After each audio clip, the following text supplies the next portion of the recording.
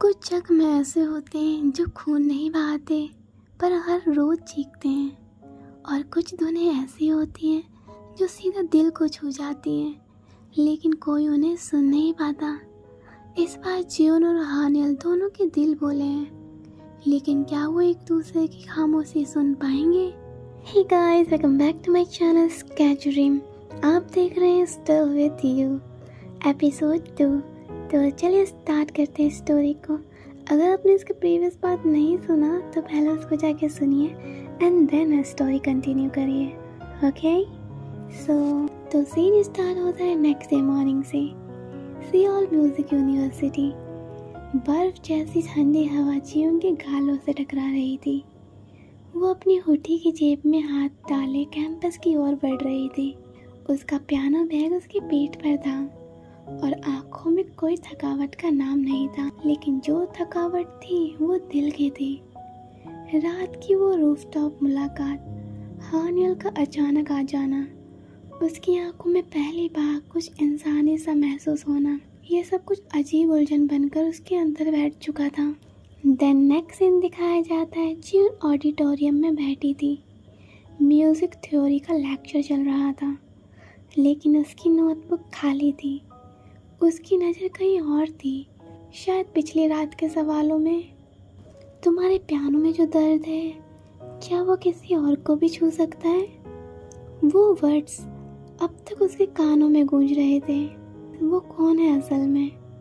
कोई arrogant rich या कोई ऐसा जो सच में मेरे म्यूज़िक को सुन पाया? जियोन अपने ख्यालों से जब बाहर आती है जब उसके बगल में बैठी मिंजी ने उसे एल्बो मारा। मिंजी धीरे से कहती है, हानियल खांग इज स्टेरिंग एट यू। जियोन अपनी आंखें नीचे झुका लेती है। देन नेक्स्ट सीन में लेक्चर के बाद जियोन सीधा ब्लू रूम की तरफ निकलती है, वही प्रैक्टिस रूम जहाँ उसका म्यूजिक उसकी वॉइस बनता था। लेकिन आज दरवाजा थोड़ा खुला था। अंदर से पियानो की आवाज़ आ रही थी और वो उसकी नहीं थी। वो चुपचाप अंदर झांकती है। हानियल खांग पियानो पर बैठा था। उसकी उंगलियां बेहद कंट्रोल्ड और पावरफुल तरीके से कीज पर चल रही थी। एक क्लासिकल वेस्टर्न कंपोजिशन बजा रहा था। जियोन हैरानी के साथ वहीं खड़ी रह जाती है। वो इतना अच्छा बजा सकता है? वो कंपोजिशन ख़त्म करता है, फिर जैसे उसने महसूस कर लिया हो कि कोई देख रहा है, वो धीरे से बोलता है, तुम अंदर आ सकती हो जियोन। वो और शॉक हो जाती है।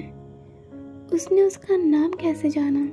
जियोन धीरे से कहती है, तुम्हें मेरा नाम कैसे पता है?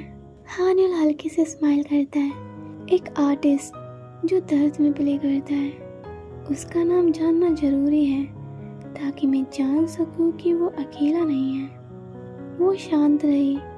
हानियल सीरियस होके कहता है, तुमने कल पूछा था तुम्हें क्या फ़र्क पड़ता है, अब बताने की बारी मेरी है। दिन वही फ्लैशबैक दिखाया जाता है।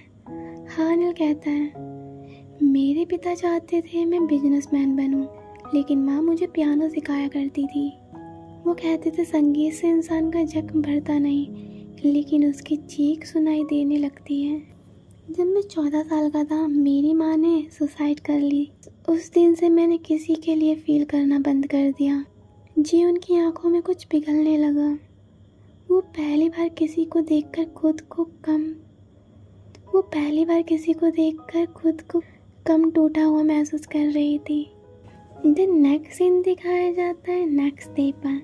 कैंपस नोटिस बोर्ड पर बड़ा सा बैनर लगा था, winter soul music competition, theme silence emotion, winter gate solo stage performance with Seoul philharmonic orchestra.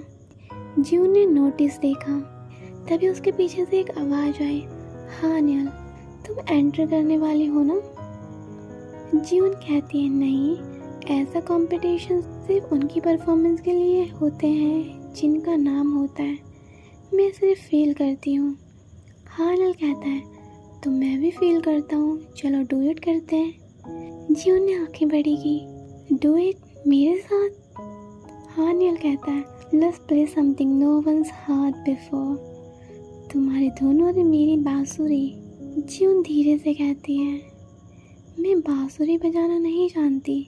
हानिल कहता है, मैं जानता हूँ, मैं तुम्हारे सुर में सुर मिलाऊंगा, फिर चाहे वो दर्द ही क्यों ना हो। द नेक्स्ट सीन में रात को जियोन अपने पुराने ऑर्फनेज गई। वहाँ की केयर टेकर आंटी ने उसे देखते ही गले लगा लिया। केयर टेकर आंटी कहती हैं, अब भी तुम्हें वही पुराना पियानो याद है? वो दोनों पुराने कमरे में गए जहाँ एक टूटा सा पियानो था। जियोन उसकी डस्टी कीज को छूती है। वही फ्लैशबैक दिखाया जाता है। 9 साल की जियोन उस पियानो पर बैठी है और एक आदमी जोर से चिल्ला रहा है, मेरी माँ तुम्हें छोड़कर मर गई, अब कोई नहीं आएगा तुम्हें लेने। जियोन की आंखों में से आंसू बहने लगते हैं। देन सीन दिखाया जाता है प्रेजेंट में। वो उस पियानो को देखती है। मैं नहीं चाहती कोई मेरा पियानो सुने, क्योंकि उसमें वो चीखें अभी भी बंद हैं। द नेक्स्ट सीन में हानिल रूफटॉप पर बैठा था। जियोन धीरे धीरे पीछे से आई, कुछ नहीं कहा, बस उसके पास बैठ गई। हानिल धीरे से कहता है, कभी कभी मैं सोचता हूँ कि किसी ने अगर मेरी माँ की आवाज़ सुनी होती तो शायद आज वो जिंदा होती। जियोन कहती है, कभी कभी मैं सोचती हूँ कि मेरा पियानो की आवाज़ कोई समझ पाता तो शायद मैं आज इतनी चुप ना होती। दोनों चुप हो जाते हैं। बारिश नहीं, कोई आवाज़ नहीं, लेकिन दो टूटे हुए लोग पहली बार खामोशी में एक ही लय में सांस ले रहे थे।